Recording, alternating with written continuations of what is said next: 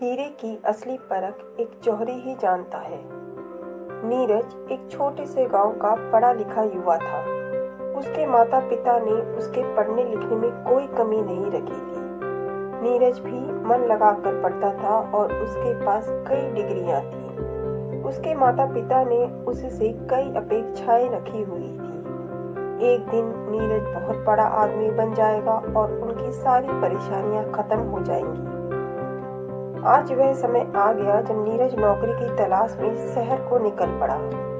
उसने कई इंटरव्यू दिए, लेकिन उसका कहीं भी चयन नहीं हो पाया। नीरज दिनों दिन निराश होते जा रहा था और उसके पास गांव से लाए हुए पैसे भी खत्म होते जा रहे थे। ऊपर से उसके माँ बाप का बार बार बताना कि बेटा उनके दोस्त के बेटे की अच्छी नौकरी लग गई, उनके पड़ोसी का बेटा इतना कमा रहा है।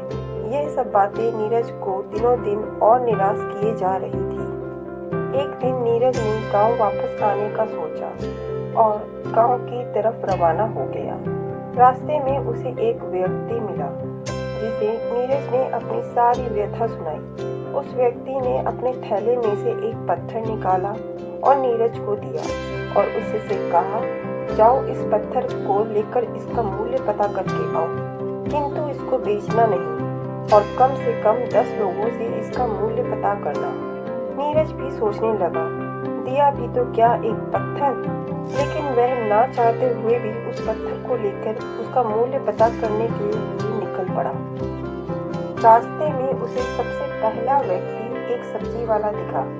उसने उस व्यक्ति से उस पत्थर के बदले सब्जी देने को कहा, लेकिन सब्जी वाले ने यह कहकर मना कर दिया कि वह इस पत्थर का क्या करेगा, यह तो बेकार है, उसे नहीं चाहिए।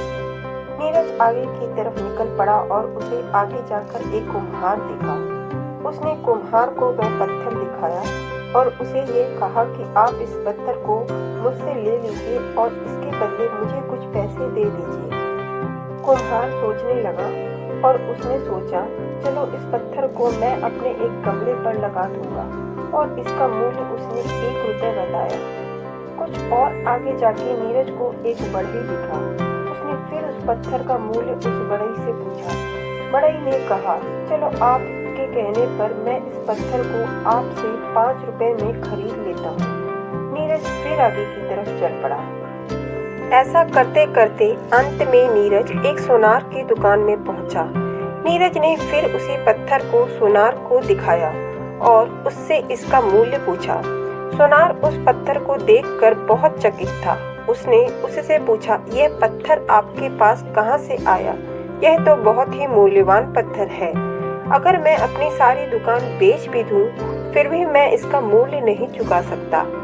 नीरज उस पत्थर को लेकर फिर से उसी व्यक्ति के पास पहुंचा जिसने उसे यह पत्थर दिया था और उसने सारी बात सुनाई।